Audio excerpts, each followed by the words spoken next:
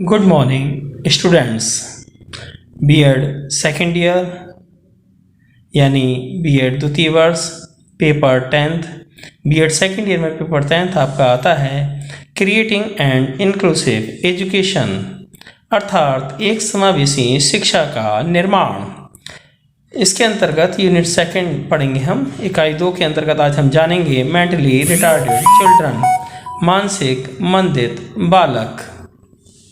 मानसिक मंदित बालकों के बारे में हम जानेंगे। Mentally retardation is a core area in specialised education. Mentally challenged or retarded children have lower intellectual abilities than normal children. Different types of mental retardation are found in different children. Varying children have to face many problems while performing their daily routine. Mentally retarded child with mental disability and less than normal mentally retarded children etc are the name of all mentally challenged children.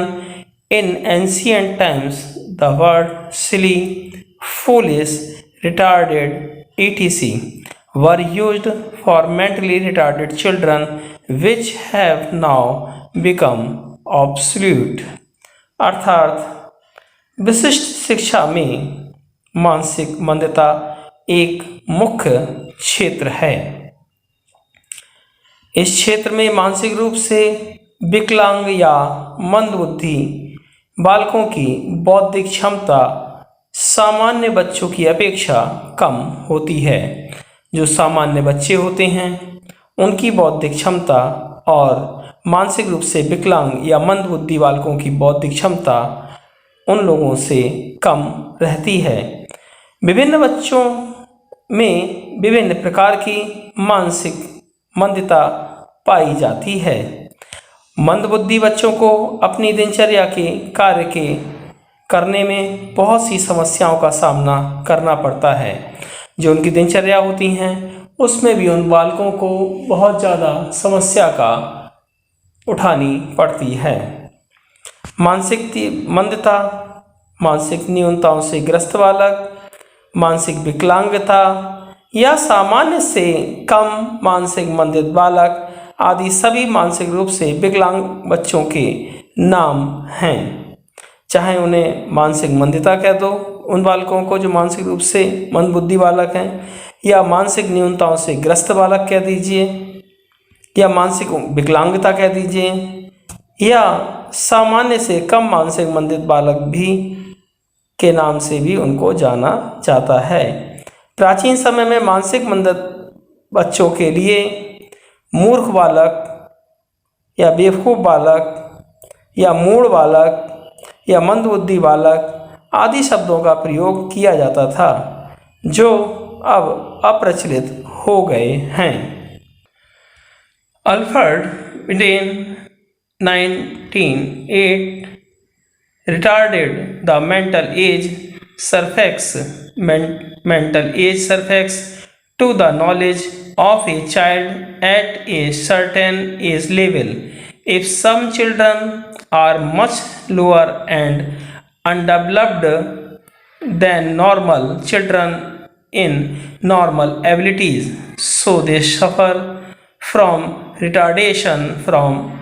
For example, if a 10 years old child does the work that a 6-year-old should do, we will consider his mental age as 6 years। Alfred विने ने 1908 में मानसिक आयु प्रत्य का प्रतिपादन किया। मानसिक आयु से अभिप्राय एक निश्चित आयु स्तर पर बच्चे के ज्ञान से है। उनके अनुसार यदि कुछ बच्चे सामान्य योग्यताओं में सामान्य बच्चों की तुलना में बहुत अधिक न्यून और अविकसित होते हैं तो वे मंदता के शिकार कहलाते हैं। एल्फ्रेड बिने के अनुसार यदि कोई 10 साल का बच्चा जो कार्य करता है तो 6 साल के बच्चे को करना चाहिए, तो हम उसकी मानसिक आयु 6 साल ही मानेंगे, उसकी मानसिक आयु 10 साल नहीं मानी जाएगी,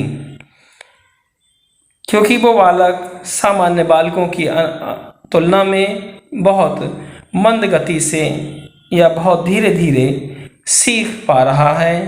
ये एल्फ्रेड बिने के अनुसार है।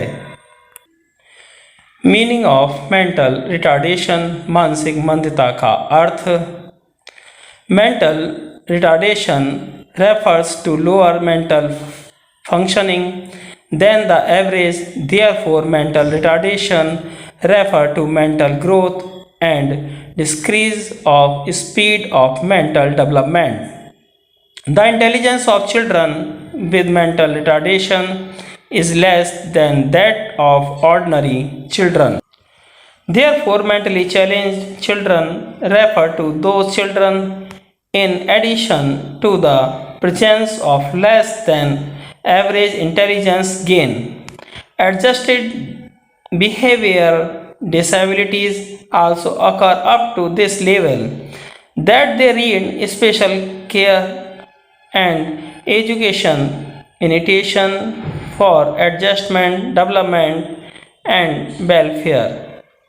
अर्थात मानसिक मंदित औसत से भिन्न मानसिक कार्य क्षमता का उल्लेख करती है। इसीलिए मानसिक मंदता से अभिप्राय मानसिक वृद्धि एवं विकास की गति की न्यूनता से है। जो बालक का जो मानसिक विकास हो रहा है, जो मानसिक वृद्धि का विकास हो रहा है, वो बहुत धीरे धीरे मंद गति से हो रहा है। मानसिक मंदता वाले बालक की बुद्धि लब्धि साधारण बालकों की बुद्धि लब्धि से काफ़ी कम होती है।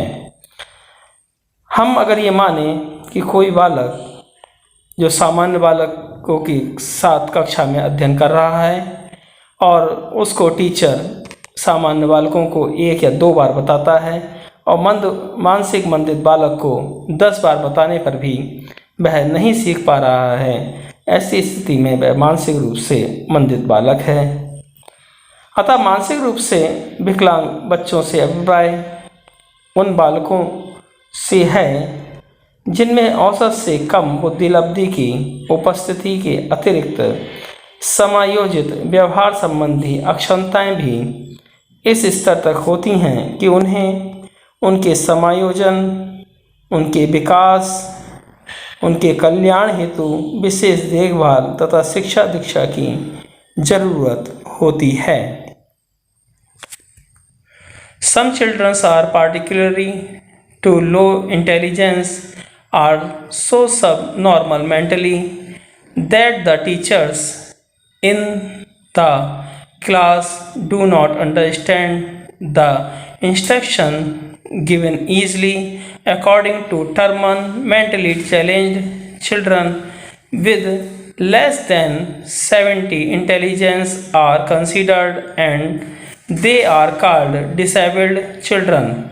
Due to limited intelligence of such children, they are unable to adjust themselves in the society. These require special attention.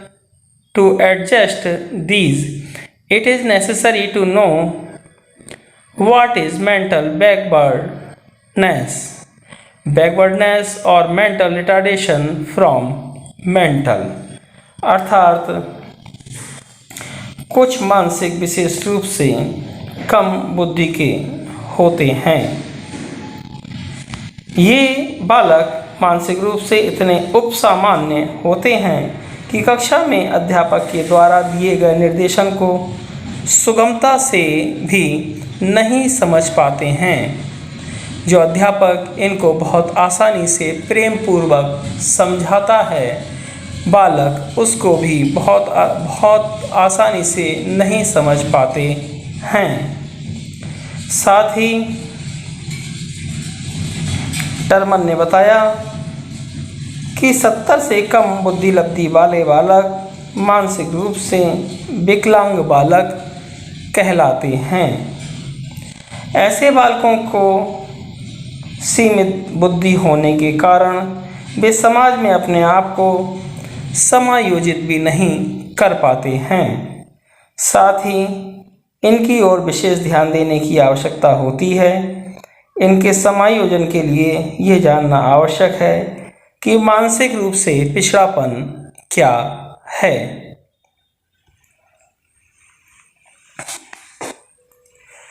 Backwardness or mental retardation from mental illness refers to those children those who are retarded or exhibit any physical and mental diseases and are unable to perform any future work according to their age level. Due to this defeat, many types of glands and product in them. Such children remain neglected from all sides. Mentally backward children are classified on the scale of intelligence between 270 and 80. Children with intellectual intelligence fall into the category।